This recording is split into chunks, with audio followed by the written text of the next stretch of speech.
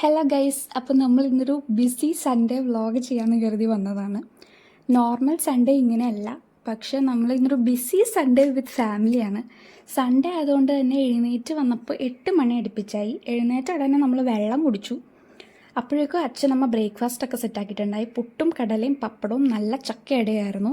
അതൊക്കെ ചേർത്ത് പിന്നെ ഒരു പിടി പിടിച്ചു. സാധാരണ സൺഡേ ബ്രേക്ക്ഫാസ്റ്റൊക്കെ എഴുന്നേറ്റ് വന്ന ഉടനെയൊന്നും കഴിക്കാറില്ല. ഇന്നൊരു ബിസി സൺഡേ ആയതുകൊണ്ടാണ് ഇങ്ങനെ. ബ്രേക്ക്ഫാസ്റ്റിൻ്റെ കൂടെ അമ്മൂൻ്റെ നല്ല കത്തിയടിയും കൂടി ആയപ്പോൾ സംഗതി പൊളിച്ചു. പിന്നെ നമ്മൾ കുറച്ച് നേരം പ്രകൃതി ഭംഗിയൊക്കെ ആസ്വദിച്ചു. കുറേ നാളായിട്ട് മഴയായിരുന്നു. ഇന്നൊരു വെയിൽ വന്നതിൻ്റെ ഒരു എക്സൈറ്റ്മെൻ്റ് ആയിരുന്നു കേട്ടോ.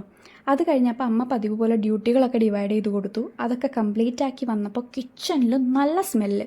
പോയി നോക്കിയപ്പോൾ എന്താ, നല്ല കിടിലൻ ചക്കത്തോരനും സൂപ്പർ വറുത്തരച്ച സാമ്പാറും. ഹാവ്, അതോടെ മനസ്സ് നിറഞ്ഞു. ആ ടൈം കൊണ്ട് അമ്മ കുളിയൊക്കെ കഴിഞ്ഞ് വന്നു.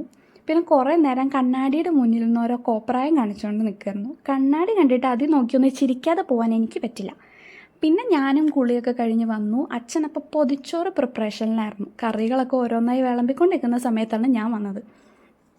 ഇന്ന് നമുക്ക് മലയാള ബ്രാഹ്മണ സമാജത്തിൻ്റെ ഒരു പൂജാപഠന ക്ലാസ് ഉണ്ട്. അപ്പോൾ അതിന് പോകാൻ വേണ്ടിയിട്ട് നമ്മൾ കൊണ്ടുപോകാൻ വേണ്ടിയിട്ട് നമ്മൾ റെഡിയാക്കണതാണ് പൊതിച്ചോറ്. അപ്പോൾ അങ്ങനെ അച്ഛൻ ഓരോ കറികളായിട്ട് വിളമ്പായിരുന്നു. സാമ്പാർ ഒഴിച്ചു, തോരനിട്ടു, തൈരൊഴിച്ചു. ഇതൊക്കെ ഒഴിച്ച് വന്നു കഴിഞ്ഞപ്പോൾ നമുക്ക് എന്തോ ഒരു മിസ്സിങ് പോലെ നമുക്കതിൽ ഫീൽ ചെയ്തു. എന്താണെന്ന് ആലോചിച്ചിട്ട് കുറേ നേരം നിന്നിട്ട് നമുക്ക് പിടികിട്ടിയില്ല. പിന്നെയാണ് നമ്മൾ കണ്ടുപിടിച്ചത് നമുക്ക് കടുമാങ്ങ അതിലൊരു മിസ്സിങ് ആയിട്ട്. പിന്നെ നമ്മൾ കടുമാങ്ങ പൊട്ടിച്ചു. നല്ല സ്മെല്ലായിരുന്നു കേട്ടോ.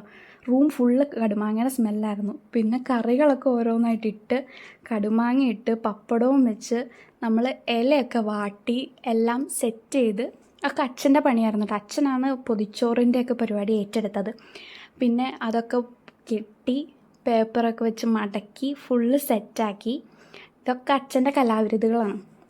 അപ്പോഴത്തേക്കും നമ്മൾ പോവാനായിട്ട് റെഡിയായി. അച്ഛൻ, അമ്മ, അമ്മു ഒക്കെ റെഡിയായിട്ടോ.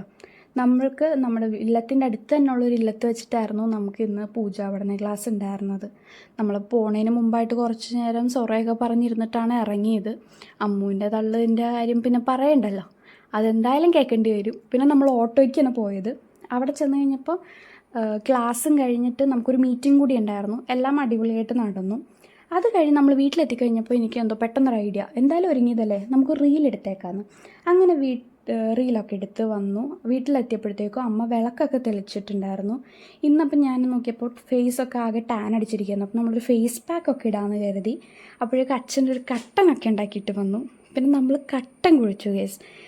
എനിക്ക് ഭയങ്കര ഇഷ്ടമാണ് കട്ടൻ കാപ്പിയൊക്കെ കുടിച്ച് മേലെ എഴുതി വന്ന് നല്ല ചൂട് ദോശ റെഡിയായിരുന്നു. പക്ഷേ വിശപ്പിൻ്റെ വിളിയിൽ വീഡിയോ എടുക്കാൻ പറ്റിയില്ല. പിന്നെ നമ്മൾ കിടന്നുറങ്ങി. അപ്പം അത്രയേ ഉള്ളൂ. ടാറ്റാ.